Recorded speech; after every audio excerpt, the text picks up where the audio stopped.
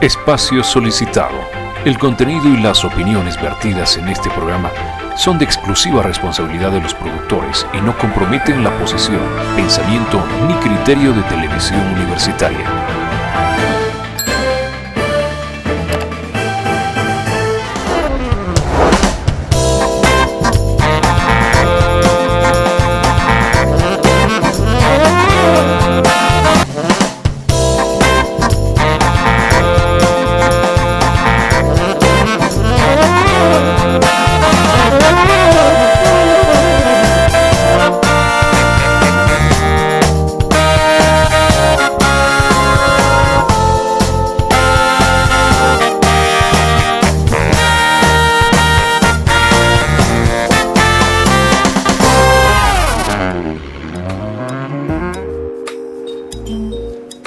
¿Cómo están, estimados amigos? Bienvenidos a un nuevo programa de gestión y desarrollo. El día de hoy vamos a hablar sobre política, el ejercicio del poder, la capacidad de hacer gestión pública, quiénes son los actores que están vinculados a la gestión pública. Vamos a tratar de hacer una crítica constructiva en función de un modelo ideal, vamos a decir, que pueda permitir filosofar sobre la gestión pública, sobre los modelos, las medidas, el Estado de Derecho, y para ello me es grato presentarles al magíster Víctor Gutiérrez, de profesión abogado, especialista en ciencias penales, un estudioso con el que hemos hecho televisión junto al doctor Edwin Tapia Frontanilla, Anuncio, Denuncio, tantos años, y qué importante estar nuevamente en el set, estimado Víctor. Un gusto, estimado Alfredo, estar acá en tu programa. Un saludo pues a la teleaudiencia que te sigue. Para mí es un grato placer estar en los estudios de Televisión Universitaria, pues compartir con gente de la producción, a quien conozco hace muchísimos años atrás.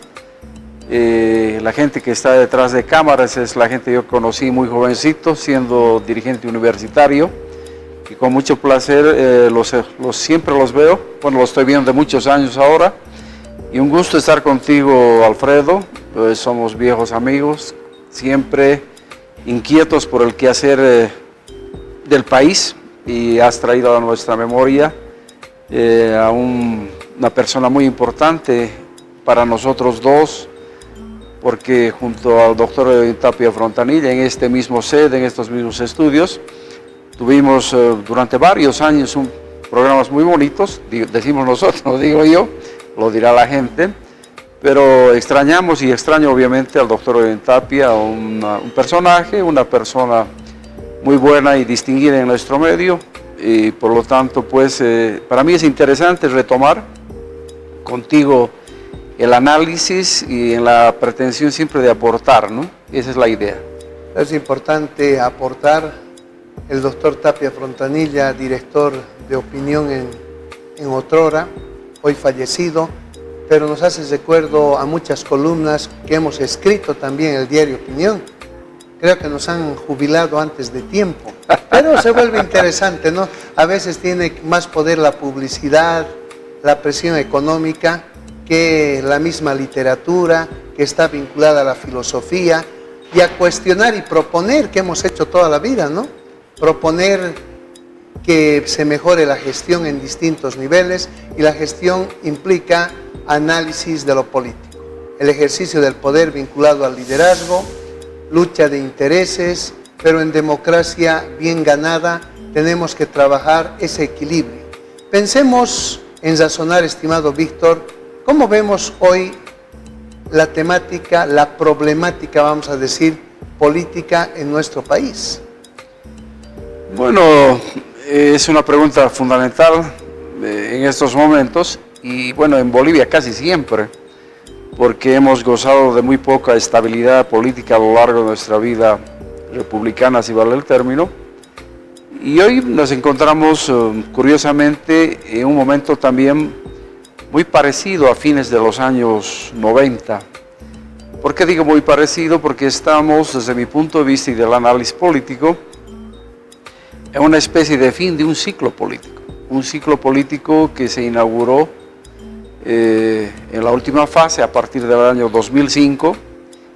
los ciclos políticos en Bolivia casi duran como una media 20 años. Estamos en el ocaso ya prácticamente de ese ciclo político, de ahí la turbulencia política que existe en el país, y eso exige y amerita que obviamente quienes tienen que ver con el pensamiento seamos capaces de poder forjar nuevas ideas, de forjar nuevos senderos, y hoy día estamos en esa situación. Yo veo una coyuntura muy complicada, con el fin de un ciclo político que se inauguró en el año 2005 en el país, en la elección del 18 de diciembre, casualmente del 2005, y que hoy día tiene en medio de una turbulencia política al país, gente que se niega a dejar el escenario del poder y gente que quiere irrumpir, la eterna disputa.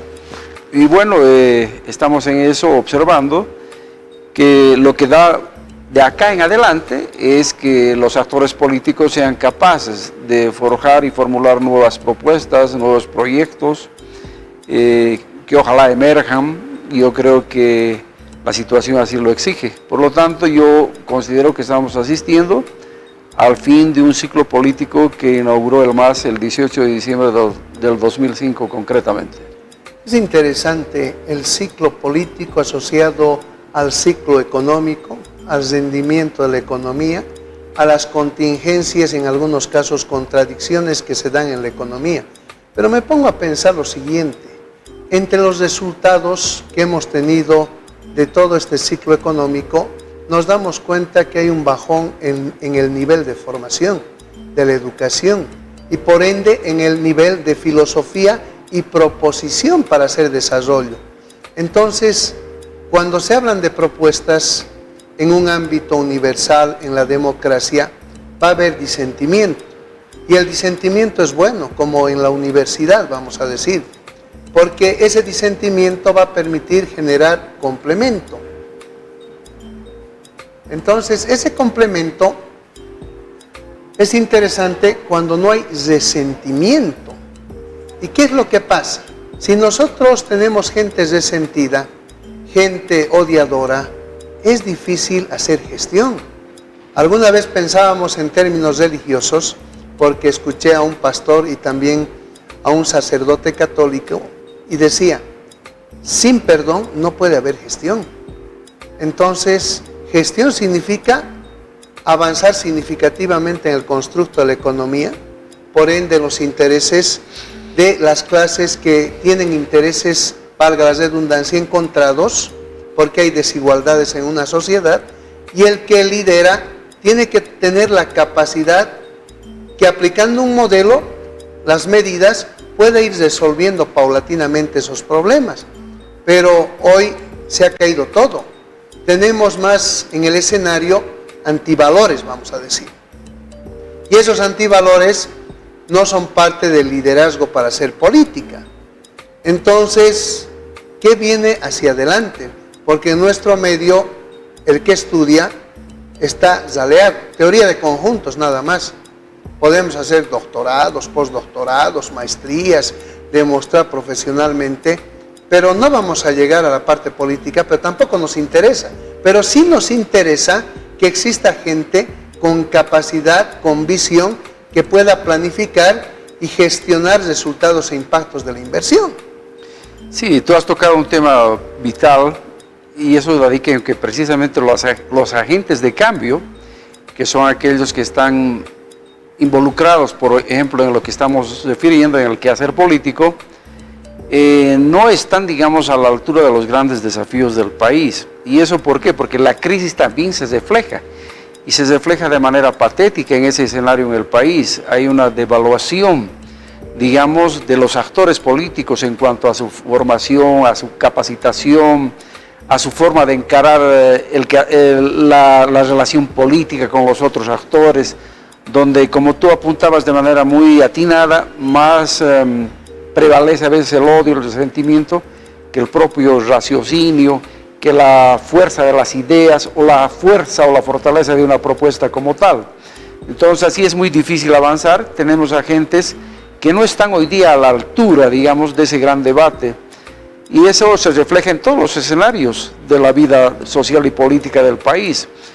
por donde mires, los distintos escenarios que hacen a los actores de la política, tú ves un escenario devaluado. Los agentes de cambio no tienen la talla para estar en esos niveles y obviamente reflejan hacia el conjunto de la sociedad casi a diario. Otro tema que tú has tocado cuando has hablado de los antivalores, me parece importante, y eso obviamente antes se superaba porque las organizaciones políticas en el pasado eran pues escenarios de academia donde las organizaciones político-partidarias se preocupaban de forjar, de capacitar, de tener dirigentes, digamos, a la altura de los escenarios en los que se iban a desenvolver los cuadros políticos de los cuales antes se hablaba, y las organizaciones políticas partidarias, los partidos políticos, para que la gente los entienda de mejor manera, eran, digamos, los centros de capacitación, de formación, donde los militantes y los dirigentes se forjaban tanto en la teoría como en la práctica. En la teoría, digamos, detrás de los libros, y en la práctica en el quehacer como tal. Eso hoy día no existe. Hoy día eso está devaluado y esa es una asignatura pendiente para la dramática situación política y social por la que atraviesa nuestro país. Yo veo que ahí tenemos un déficit porque las organizaciones político-partidarias se han convertido, casi todas ellas, no creo que haya una excepción, simple y llanamente en vehículos para acceder a instancias de poder, a instancias de gobierno, pero ni siquiera en el buen sentido de la palabra. Digamos, se han vuelto organizaciones clientelares donde hacen, yo no digo donde ya no se forman ni se forjan los dirigentes ni los cuadros, sino donde hacen fila los clientes, la clientela política, que va a jugar lo que en nuestro medio se utiliza una palabra muy clara, a una especie de pasanaco. Ahora me toca, entonces eso va girando y pues de esa manera tenemos un escenario completamente devaluado y ocurre que no tenemos a la gente más capacitada en los distintos escenarios por donde lo mires.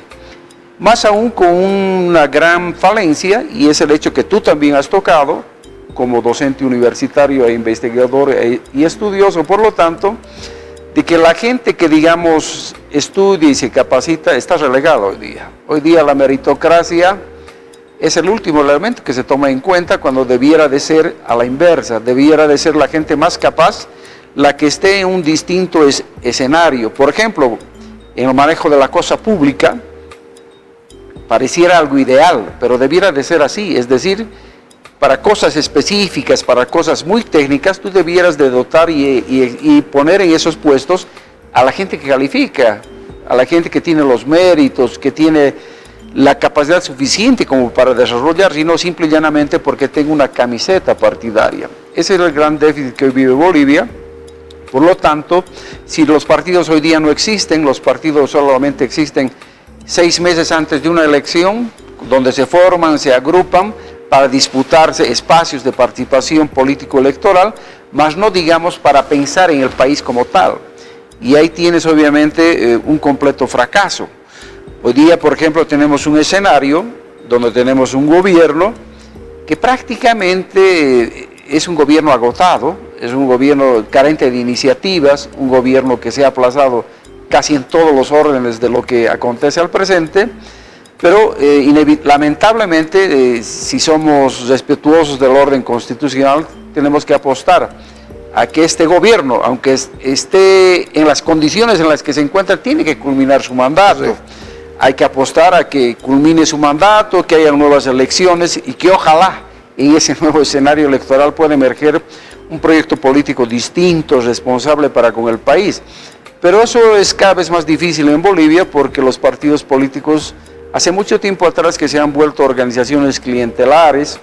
Hay siglas, no de ahora, sino en los últimos 10 años, que persisten en el registro del Tribunal Supremo Electoral o del órgano electoral, pero que no tienen ninguna trascendencia en la vida social de los bolivianos. Pero sin embargo, te vas a encontrar con que en cada 4 años o cada 5 años, ya sea en una elección nacional o en una elección municipal, aparecen de pronto siglas que están ahí, siglas que se alquilan, que se prestan, que se transfieren obviamente a través de réditos económicos, Y eso ya es una degradación de la política a la que hemos llegado. Entonces, hoy día, en ese escenario y ese contexto, la situación es cuesta arriba. Es cada vez muy difícil pensar en que vamos a cualificar el escenario de la política, que vamos a tener una mejor gestión, un mejor país. Muy difícil, porque obviamente la gente antepone sus intereses individuales, personales, antes que, digamos, el interés mayor, que es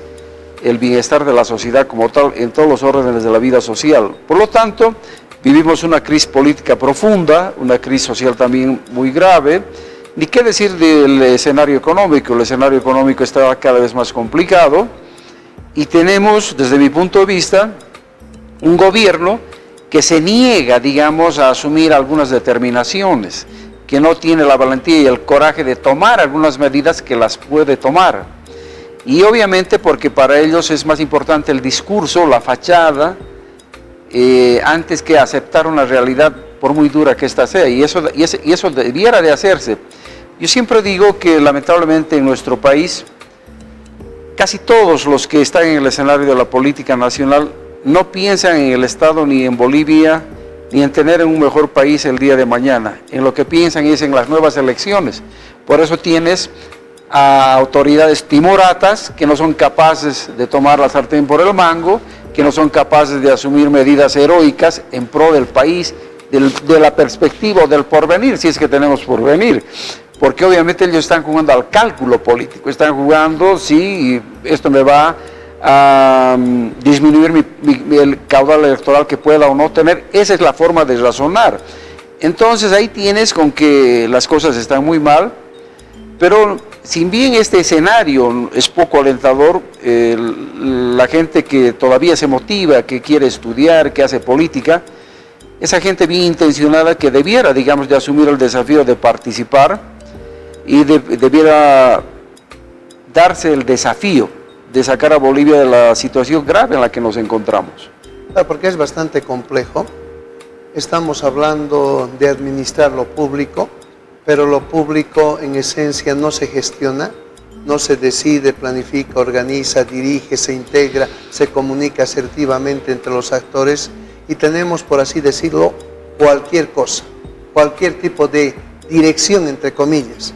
Entonces, uno se pone a razonar, los políticos a través de su mala actuación, ¿qué están haciendo? Están perjudicando la parte económica. El divorcio de los políticos genera caos en la parte económica, si nos damos cuenta. Y si siguen a ese ritmo, y es un ritmo, como lo decíamos, indocto, de imbecilidad, como decía el doctor Edwin Tapia Frontanilla, y coincidimos, como decía Alcides Arguedas, el pueblo enfermo. Entonces, ¿cómo vamos a generar resultados en la economía si no sabemos ni aplicar el subsidio, vamos a decir? Porque el subsidio es bueno, por si acaso, para sectores estratégicos. Para el sujeto que no come, le puedo subsidiar, lo puedo nutrir, lo puedo capacitar y le puedo enseñar a trabajar. Y ahí se corta el subsidio. Pero el subsidio no puede ser parte de toda la vida. Exacto. Entonces, vamos a subsidiar a todos, vamos a subsidiar el ocio. No se puede subsidiar el ocio. Lo que tenemos que hacer es dar oportunidades, formar, nutrir, para que se pueda trabajar de verdad. No vamos a quemar la selva para tener más pastizales. Entonces tenemos que planificar la ganadería, la agroindustria, pero no estamos haciendo nada de ello. Le tenemos miedo a la transacción digital. Entonces le ponemos una serie de peros, pero ¿para qué están los directores del Banco Central de Bolivia? ¿Para qué está el presidente? ¿Para qué han estudiado? Es la pregunta, si el mundo se mueve de otra forma. Sin duda alguna, ¿no? Había una serie de trascendidos, tú como especialista en economía, respecto de la digitalización de la economía, ante la negativa del gobierno de asumir algunas medidas que están vigentes en el mundo hace mucho tiempo atrás, que incluso servirían de alguna manera para atenuar la inexistencia de los famosos dólares en la economía nacional, pero no se hace, y esto porque obviamente no hay la suficiente capacidad Y si a la ausencia de suficiente capacidad le añades que hay cobardía política, por lo tanto la situación es muy complicada para los bolivianos. Por eso digo yo que cuando el presidente lanza el otro día su propuesta y dice voy a convocar a un referéndum y plantea, por ejemplo, esa idea de someter al referéndum si se va a subsidiar o no los carburantes, esa para mí ha sido una demostración no solo de incapacidad, sino de cobardía pura, porque esa es gestión. Lo que tú tienes como título en tu programa, esa es gestión. Les corresponde a ellos administrar la nave del Estado, que tanto se dice. Y ellos tienen que asumir decisiones, porque hay un momento en que tienes que tomar decisiones. Para eso te metes a político, para eso asumes la conducción de un país, para tomar decisiones, por muy duras que a veces estas sean. Y no le puedes transferir esa decisión al ciudadano para lavarte las manos. Para mí esa ha sido una actitud, digamos, de cobardía, de no pretender asumir la situación tal cual. Y también hay, digamos, una especie de dogmatismo por parte de quienes hoy día gobiernan el país. Se aferran a un supuesto modelo económico y no quieren salir del supuesto modelo económico. Y ese es el gran problema de Bolivia hoy día. Sus creencias absurdas en muchos casos y disfuncionales a la dinámica del desarrollo, para que se entienda mejor. Pero claro, y ahí de lo que se trata es de ser obviamente realistas, lo que en política se llama pragmatismo. Se pueden asumir medidas pragmáticas sin tú abandonar tu filosofía de vida, tu filosofía política, pero hay medidas que se pueden asumir, no las vamos a decir ahora ni tú ni yo, que las podemos tener en la cabeza, porque eso les corresponde pues a quienes están gobernando el país. Pero sí podemos afirmar con mucha claridad y mucha contundencia que tenemos un gobierno que no gobierna, autoridades que solo existen para el nombre, y hoy día tenemos un escenario completamente complicado en el país que debe de preocuparnos a los bolivianos. Yo creo que asisten tan malas cosas como las pintamos, y no porque seamos exagerados, sino porque la realidad así lo es.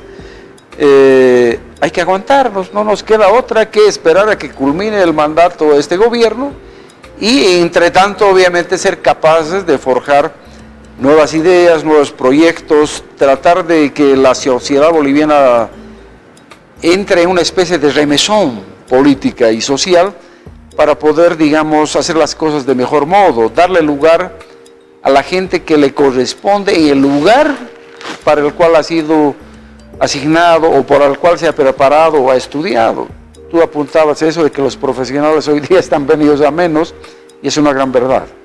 Claro, y es importante reflexionar estos elementos porque uno se pone a pensar, hay una pugna política de un partido, el Movimiento al Socialismo, y los otros partidos por si acaso no se salvan, porque son los migrantes, los negociadores, ahí hablamos de la prebenda, y siempre ha habido prebenda en nuestro medio. Pero tampoco hay que exagerar, vamos a decir. ¿En qué sentido? Hay esa pugna que ha ido distrayendo en el compás de espera de la próxima elección, Víctor. Entonces, la pelea ha invisibilizado una posible oposición, si te das cuenta. Entonces, se sigue peleando. ¿Y quiénes son los protagonistas? ¿Y quiénes les hacen el grueso favor a los protagonistas? Los medios de comunicación. Alcistas, evistas. El resto desaparecen del escenario. Entonces, yo me pregunto y siempre me he puesto a razonar, don Evo Morales Ayma ha tenido su oportunidad, ha viajado bastante. ¿Por qué? Le voy a decir, porque mientras viajaba otros gobernaban, por eso hay que tener cuidado hasta para ser presidente. Y es una verdadera pena. Entonces lo mandan a distraerse, a jugar, como decía el doctor Edwin Tapia Frontanilla, con la parte ególatra, con su ego. Entonces, ¿qué es lo que pasa? Él está pensando, gracias a mí, ustedes tienen una cancha de fútbol. Gracias a mí, ustedes tienen una escuela. Gracias a mí, tienen estos proyectos, estos canales de riego. Entonces, ¿qué es lo que sucede en nuestro medio?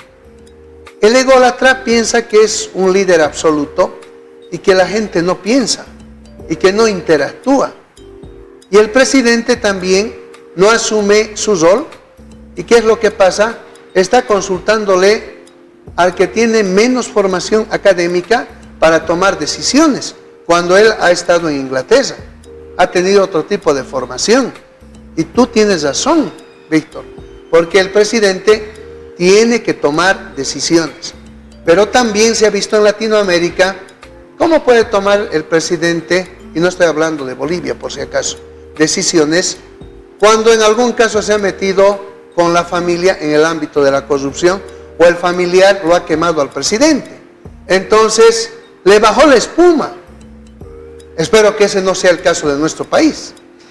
Mira, en el caso de Bolivia, que tú hablabas muy bien, cuando señalabas incluso que el presidente que gobierna hoy día Bolivia, o que nos gobierna, supuestamente, ha estado en Londres. Sí, ha podido haber estado en Londres, hacer un curso, no sé qué, pero no por eso es un genio de la economía. Lo que pasa es que aquí hay mucha publicidad de por medio. Se vivió hasta hace un tiempo atrás más de una década de jauja económica, es cierto. Y bueno, desde mi punto de vista, cualquier persona podría haber sido ministro de Economía. Yo no soy economista y tú, digamos, como economista, como dicen en la jerga popular, podrías fumarme con una variable y no darme cuenta yo porque yo soy abogado. Pero en ese tiempo, digamos, ser ministro de Economía podía ser hasta una persona que no era economista porque había mucho dinero, circulaba mucha plata, y yo creo que se podría valorar su supuesta capacidad hoy día si con poco haces mucho. Yo creo que cuando se optimiza, se hace eficiente una gestión, es como la administradora del hogar que con muy poco hace milagros, y tú admiras en tu casa a tu madre, a tu tía, o lo que fuere, o a tu abuelita, igual admiras y dices, mira, en épocas de austeridad este tipo ha demostrado que es capaz de manejar la cosa, pero resulta que ha demostrado todo lo contrario. Y ahí yo tengo una percepción muy nítida, muy clara. Quien manejó la economía del país no fue Luis Arce. Eso obviamente desde el cargo, ministro de Economía y qué sé yo. Para la formalidad, sí. Yo pienso que Luis Arce fue una especie de cajero, de caja chica. Quien manejó la economía del país fue el vicepresidente. Correcto. Fue Álvaro García Linera quien manejó el país. Y él manejó la economía. Él era el gran cajero. Es decir, cuando ahora en la disputa que tienen, y se acusan que era el cajero, no. Él sí cajero, pero creo que Luis Arce fue el cajero de caja chica. El gran cajero fue Álvaro García Linera y fue quien gobernó el país. Entonces, ahí tienes que hoy día, en una situación económica complicada, el supuesto genio de la política económica en Bolivia, el llamado Luis Arce, hoy presidente por cosas de la vida, no es capaz de administrar el país. Y a eso le sumas también un elemento, porque sin tener mucha tradición, él, ya me refiero como dirigente o como político, porque él no es un político que haya destacado antes, porque los políticos no se forjan pues de la noche a la mañana, para eso hay que hacer toda una vida desde la universidad. Y si tú investigas, digamos, en la universidad, era un estudiante universitario más de San Andrés y punto, no era un dirigente político connotado en su tiempo, en épocas de joven, ni mucho menos. Por lo tanto, él lo que debió haber hecho es ser más pragmático y podía tomar decisiones. Lo que pasa es que quiere hacerse al supuesto socialista, que eso es muy discutible obviamente, y dice no, que es el modelo que él supuestamente ha creado y no quiere dar un paso más allá. Es decir, es prioritario o mucho más importante para él el discurso, entre comillas, que la realidad del país. Yo creo que tú podrías dejar de lado el modelo que te funcionó, si es que te funcionó hasta un momento determinado, y asumir medidas pragmáticas. Las puede hacer.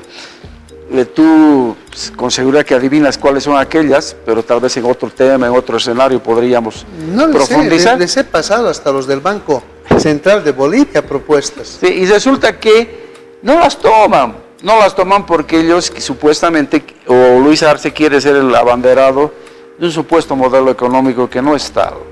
Entonces, pero ¿quién sufre? La población boliviana, y ahí tenemos que estamos en una situación muy complicada, donde parece que la gente no tiene horizonte, obviamente hay desesperación, la situación es cada vez más terrible. ¿Cómo te explicas esa medida económica que tomó? Esa famosa medida que en los términos y en la terminología, la nomenclatura de los economistas, les habla de los swaps, cuando le conquistó a la banca privada para que le entregue sus dólares, y resulta que sus dólares les va a entregar supuestamente el 2026. Por eso han desaparecido los dólares de la banca, por eso la gente hoy día no tiene, va al banco a sacar su propio dinero, su propio capital, aquel que lo guardó para enfrentar un proyecto, para construir una casa o lo que fuere, y resulta que el banco le dice que no le puede devolver, o que le puede devolver 100 dólares cada día, o no sé qué. ¿Por qué? Porque ahí hubo un negocio que pudo haber parecido interesante. El gobierno, vía Banco Central, capturó los dólares de la banca privada, más de 2.000 millones de dólares, que se sabe, y obviamente no los puede devolver porque han pasado una serie de cosas también en el camino. ¿Quién paga el pato de la boda? Paga la sociedad boliviana, paga el ciudadano común y corriente. Entonces ahí tú ves que hay medidas que se han asumido sin el suficiente respaldo, pero también hay cosas que se pueden hacer, que se podrían hacer, pero para eso hay que tener decisión, hay que tener una voluntad política férrea, y hay que tener un elemento vital, hay que tener coraje.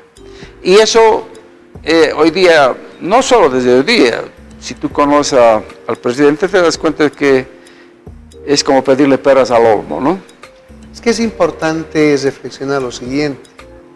La gente de La Paz asume el poder, y les voy a decir, o sea, sinceramente, porque los conocemos, asumen el poder, pero no les gusta estudiar cómo hacer gestión utilizando el poder. Ese es el gran dilema.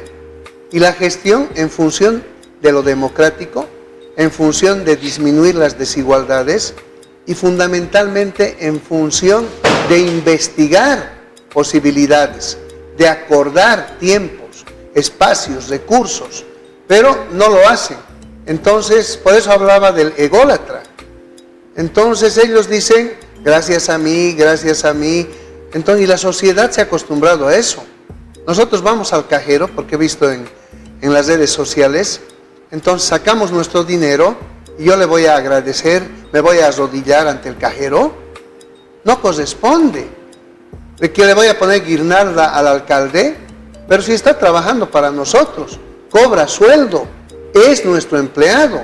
Le estamos dando capacidad de decidir, porque se sobreentiende que el sujeto es aventajado, goza de confianza. Pero ¿qué han hecho nuestros políticos? Han generado desconfianza de la sociedad. Ese corralito que indicas, Víctor, o sea, lo han hecho, pero a medias, porque mucha gente también ha logrado sacar su plata, pero la tiene debajo del colchón, o la ha sacado al exterior.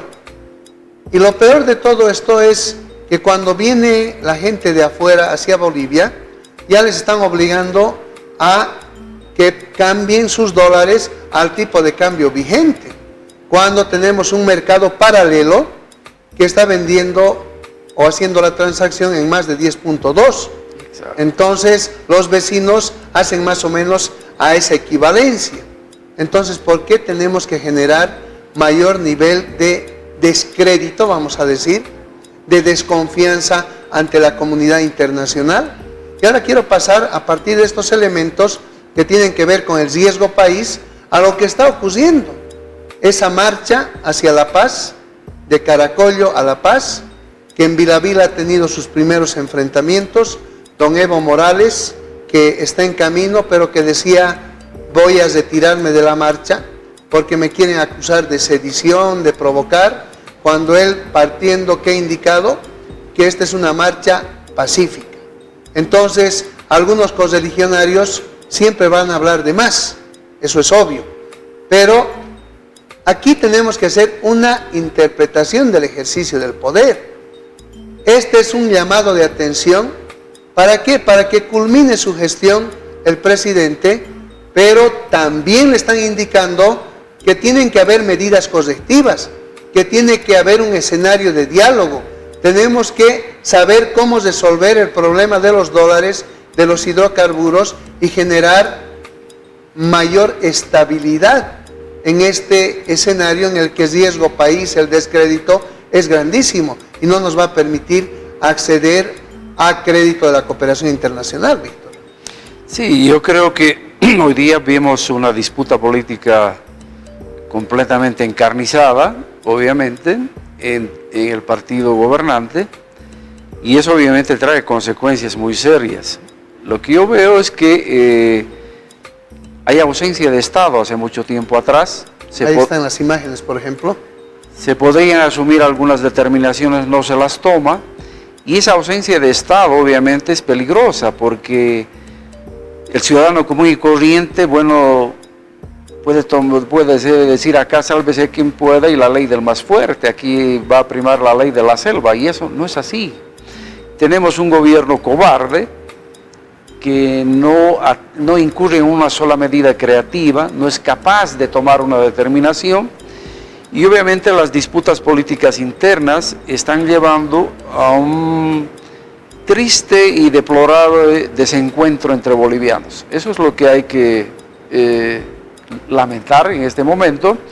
Creo que hay que hacer un llamado a la razón, pero creo que la razón está muy lejos y muy distante de los intereses de muchas personas que están involucradas en esa enorme disputa encarnizada. Yo creo que serán los días venideros los que dirán cuál será el desenlace, pero pienso que hay una ausencia de Estado en el país y eso se agrava más por un gobierno que no gobierna.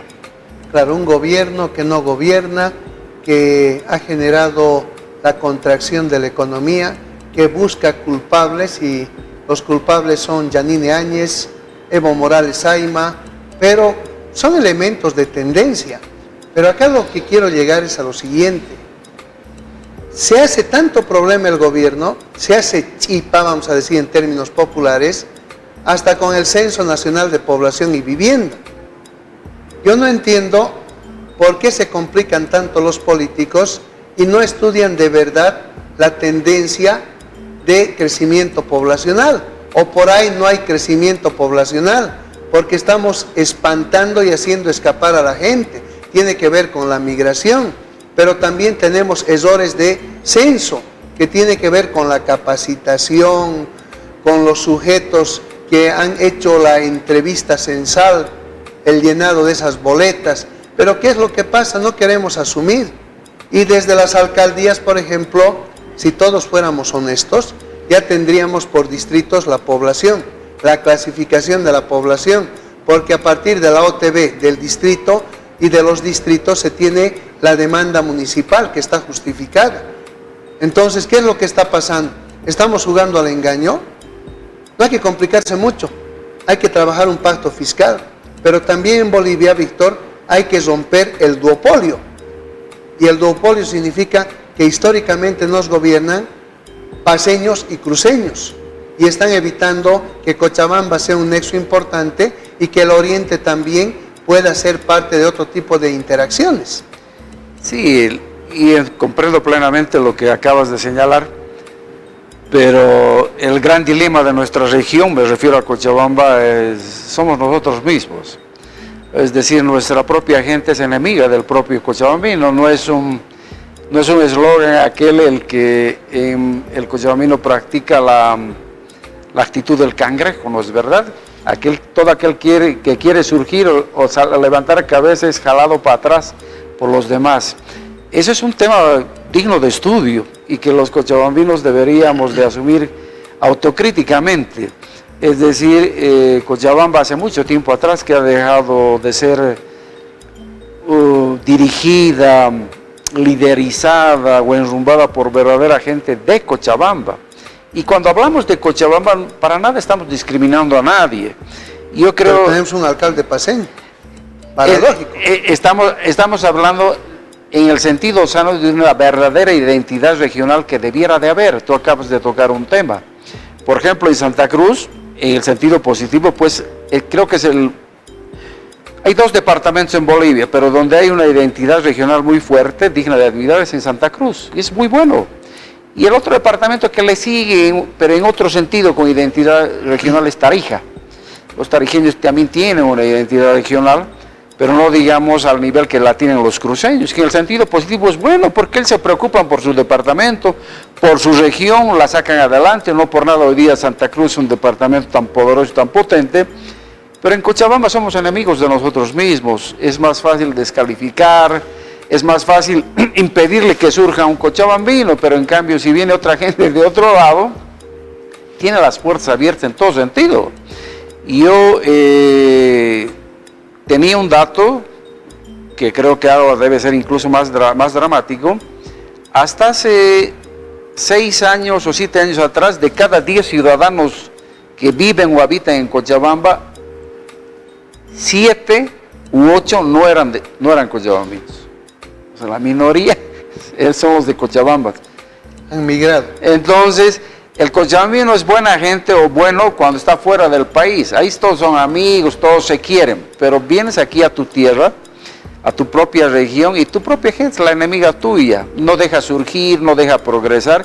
Y eso es un tema serio, que no lo aborda la gente, lo toma tal vez en otro sentido, pero yo creo que es un elemento vital. Y uno primero debe comenzar pues por priorizar y valorizar a su propia gente, sin que eso signifique discriminación, ni mucho menos. Todos somos bolivianos, tenemos derecho a habitar en el conjunto del país, claro que sí, pero a ver que un cochabambino sea presidente del Comité Cívico Cruceño, imposible, y está bien, tienen que mantener su identidad regional. En cambio, en Cochabamba ha sido hasta un paseño, creo que ya fallecido, no vamos a decir el nombre, ha sido presidente del Comité Cívico. ¿Y eso por qué? Porque se digitaba desde la alcaldía de Cochabamba. ¿No es verdad? Entonces hay que tener sentido y espíritu regional. Yo creo que nuestro Señor Jesucristo tenía razón cuando dijo, y estaba rumbo al Gólgota, nadie es profeta en su tierra. Eso en Cochabamba es patente. El cochabambino es enemigo del propio cochabambino, no lo deja surgir, pero le abre las puertas a todo aquel que no es de su propia ciudad y lo valora más. Y un ejemplo interesante es el botadero de Caracara. Claro, porque están peleando entre cochabambinos, no importa el tema de la salud pública, el tema de fondo es no ceder, o sea, quién tiene el poder, y es una barbaridad, porque estamos en el siglo XXI, con N posibilidades, hasta con la nanotecnología, con la inteligencia artificial, de resolver muchos problemas, pero la tosudez puede más, entonces es complicado. La marcha que estamos viendo, la pugna en el movimiento al socialismo, la tosudez puede más. Entonces, ¿qué pasa con un concepto que me parece importante? Vos tocaste la parte regional, hay que amar la tierra donde has nacido, pero me encanta algo de la parte chilena, voy a decir acá. Mi madre era chilena, entonces por eso uno se mueve por el mundo de otra manera y entiende, discúlpenme, el orden y el desorden. Cuando uno está afuera regresa patético, otra vez en Animal Planet, me van a disculpar.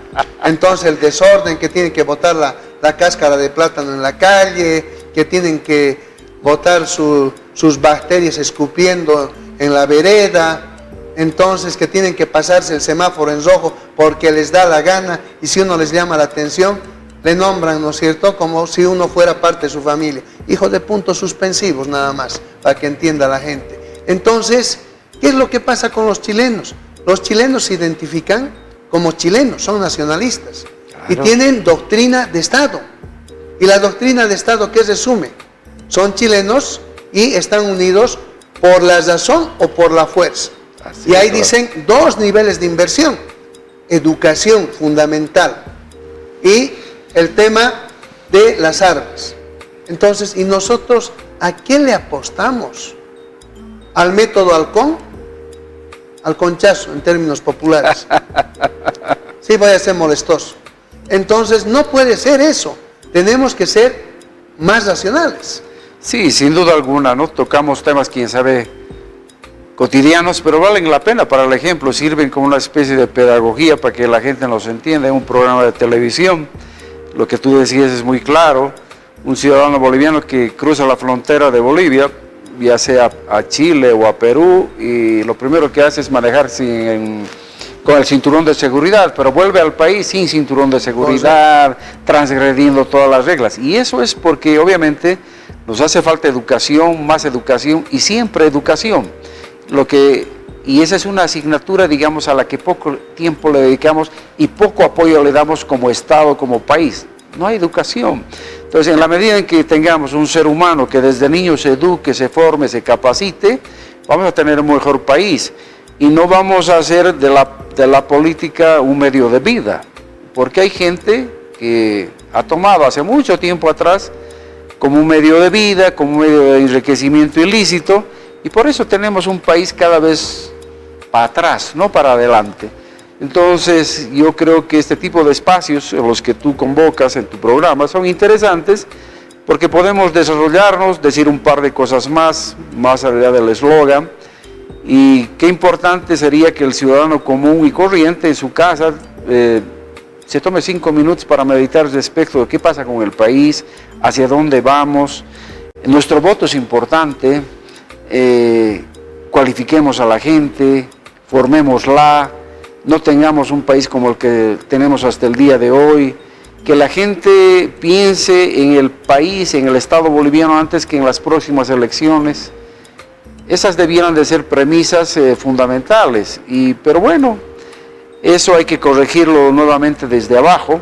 Creo que la crisis, así como paradójicamente significa, los economistas lo dicen, una crisis también significa una oportunidad para que surjan otro tipo de emprendimientos, para que, quién sabe, la economía se pueda remozar, relanzar y surjan nuevos actores. Y todas las disciplinas, ¿no? Y eso investigación. Y eso se aplica en todos los factores y en todos los escenarios. Yo creo que habría que ver la crisis en ese sentido y tratar de capacitar, de formar a nuestra gente, a nuestros conciudadanos, y que tengamos un pensamiento de por lo menos recuperar la esperanza.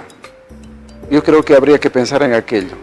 Pienso que recuperar la esperanza es una palabra clave, un argumento válido, vamos a decir, de mejor forma, porque tenemos que trabajar en reeducar a la niñez, a la juventud, en tener compromisos reales.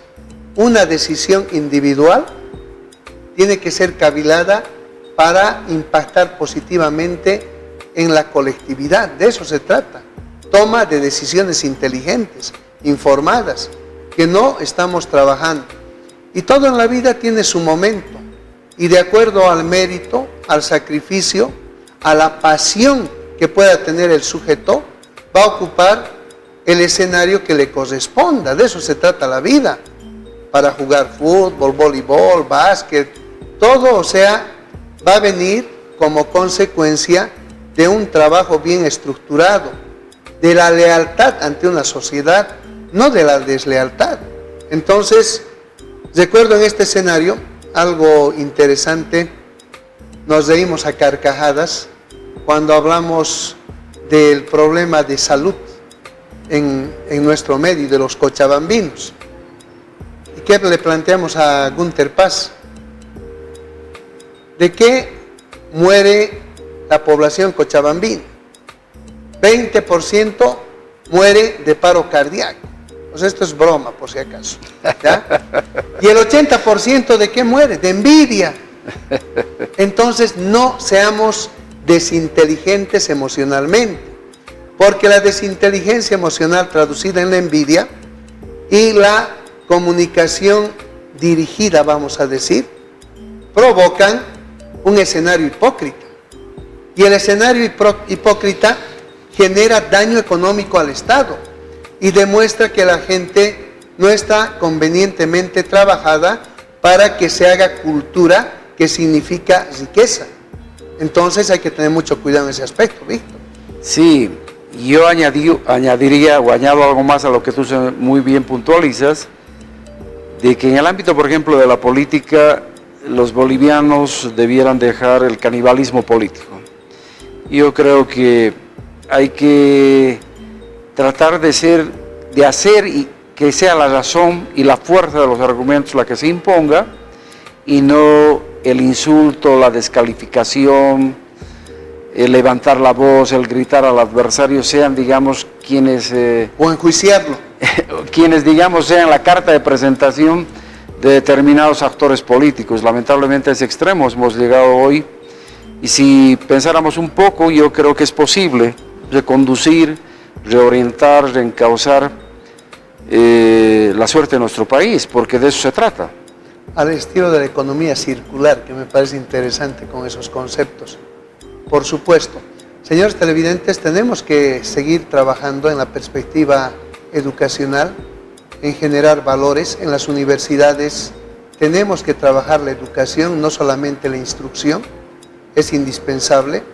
Y también acá traigo a colación lo siguiente: se ha caído todo un tercer congreso institucional después de muchos meses, en el sentido de que hubo una impugnación, se ha generado descrédito para la academia universitaria, se genera limitaciones de gobernanza, y siempre hay actores envidiosos, Víctor, que todo el rato confunden la política con la particularidad de sus intereses y no se dan cuenta que el mundo sigue avanzando. El mundo es dinámico, globalizado, y por ejemplo, el cambiar los estatutos es indispensable. Pero ¿qué es lo que ocurre? Quieren hacer cambio en algún caso de estatutos a la medida de ellos, de su grupo, y no puede pasar eso en una casa superior de estudios. Entonces, una reflexión importante, porque también hay que indicar que a la autoridad se le debe tener respeto. Y en Bolivia a la autoridad no se le tiene respeto. Y por eso que también la autoridad tiene que pensar en respetar a su pueblo, porque el respeto tiene que ser parte de la empatía, una relación de valoración. ¿Para qué? Para resolver el error, para encauzar como corresponde y de mejor manera toda esta perspectiva. Vayamos cesando, estimado Víctor. Sí, me parece interesante la reflexión que tú haces. Ojalá quienes se toman la molestia de escuchar y de ver asuman esto como una provocación en el buen sentido de la palabra, para preguntarse a sí mismos, a ver, de todo lo que se ha dicho, ¿con qué nos quedamos? ¿Hacia dónde vamos? ¿Es certero o no es certero el análisis, las interpretaciones? Pero digamos, en el buen sentido de la palabra, en buena onda, dejar de ser, digamos, siempre negativos, siempre, digamos, perjudiciales, siempre yendo por el camino de la descalificación antes que por el camino, digamos, de allanar las diferencias que nos separan, para tratar de alcanzar un horizonte en un determinado espacio, en un determinado ámbito en el que nos propongamos. Eso yo creo que es vital como actitud subjetiva para todos y cada uno de los ciudadanos. En el momento en que seamos capaces de poner nuestra subjetividad y tratar de mejor manera a las personas, al ser humano como tal, yo creo que vamos a ser capaces también de entendernos mejor en el ámbito de la política. Sabemos que la política es un mundo descarnado, es una especie de reino de la hipocresía, pero hay que humanizarlo. Me parece clave, Víctor, estimados televidentes. En definitiva, los seres humanos tenemos que asumir nuestros errores. Todos nos equivocamos. En la vida, como decía el profesor Eduardo Mancilla Pereira, se hace ensayo, se valora el error, se hace meditación y se genera proposición, retroalimentación. Hay que ir hacia adelante, hay que buscar que la sociedad se tranquilice. La tranquilidad de la sociedad tiene que ver con la mediana certidumbre, las medidas pragmáticas que puedan generar sus autoridades. Pero para esas medidas, en virtud de lo que está ocurriendo, tendría que haber un escenario de diálogo, escuchar como corresponde, entender las palabras, las demandas, interactuar, filosofar cada uno de los conceptos. De eso se trata. Víctor, muchísimas gracias. ¿De qué tiempo hemos estado reunidos en este escenario? Y en verdad muy agradecido, han pasado muchos años, pero seguimos con esa posibilidad de reflexionar y apoyar para que el espacio boliviano, el espacio cochabambino pueda seguir avanzando, porque al final todos nosotros somos ciudadanos del mundo. Mientras te despedías, muy rápidamente pensaba y que estamos sentándonos en un set aproximadamente de 10 años. El 2014, 2013 fue la última vez que estuvimos junto a Edwin y a Gunther Mas, que era nuestro amigo de panel. Y mira cómo pasa el tiempo, ¿no? Una década y un año más por ahí que no nos habíamos sentado a compartir y a departir frente a las cámaras de la televisión universitaria en este caso, a quien agradezco y saludo a mis grandes amigos que los tengo acá presentes. Muchísimas gracias nuevamente, estimados televidentes. Desde Gestión y Desarrollo siempre vamos a inculcar pensamiento positivo. Dios los bendiga y hasta un próximo programa.